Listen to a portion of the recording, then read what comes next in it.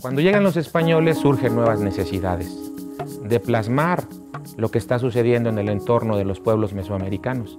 Los formatos obviamente cambian. Aparte del formato que conocemos de biombo, también empiezan a surgir ahora en formatos conocidos como libro europeo, es decir, cosidos por una de sus partes y luego encuadernados, que es el libro que conocemos hasta la actualidad. Pero también hay cosas que son necesarias para los mismos pueblos modificar. Por ejemplo, se tienen que inventar glifos para la moneda.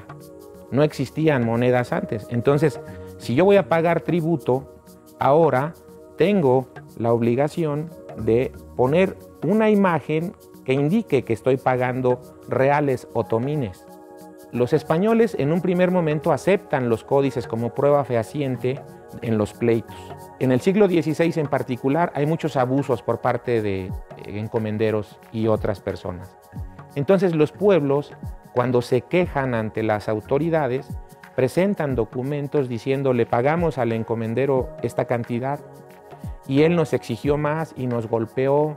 Entonces, todo eso queda representado en códices que posteriormente son conocidos como de índole jurídica, ¿no? En la época colonial, los tlacuilos, muchos de ellos trabajan para las administraciones españolas.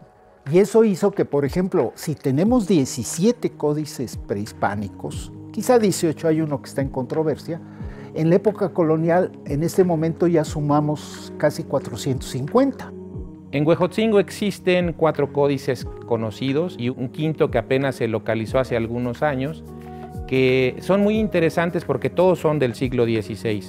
Puedo destacar primeramente el Códice de Huejotzingo, que es un códice elaborado en 1531, consta de 8 láminas y tiene relación con un pleito que se llevó a cabo en contra de los integrantes de la primera audiencia, Matienzo y Delgadillo y Nuño de Guzmán.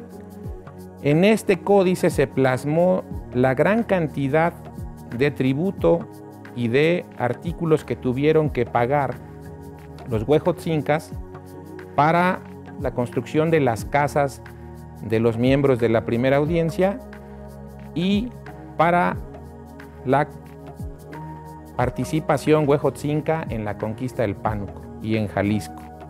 Existe otro códice que se conoce como Matrícula de Huejotzingo, que se refiere a una matrícula, es decir, un censo de todos los indígenas que pertenecían al señorío en 1560.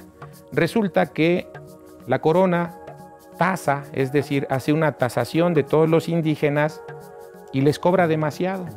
Entonces los indígenas no están de acuerdo con la tasación y deciden hacer un censo casa por casa y pueblo por pueblo y anotan todos los nombres de los que vivían en cada casa y en cada pueblo. Y lo interesante es que entonces tenemos alrededor de 11,000 glifos, es decir, nombres de persona, pero a la manera antigua.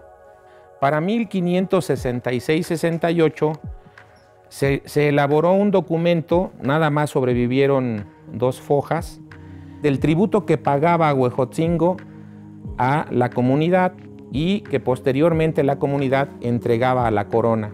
Tiene por nombre Códice Guillermo Tovar de Huejotzingo. Una lectura interesante sería: en la ciudad de Huejotzingo, aquí está el glifo, ante el señor corregidor o alcalde mayor, asistieron los oficiales de repúblicas encabezados por el gobernador y por los alcaldes y entregaron a la iglesia 420 fanegas de maíz y a otros personajes representados por una pequeña cabecita ciertas cantidades de maíz. Al final, en la parte inferior, es la suma de todos los anteriores, la cantidad pagada en su totalidad.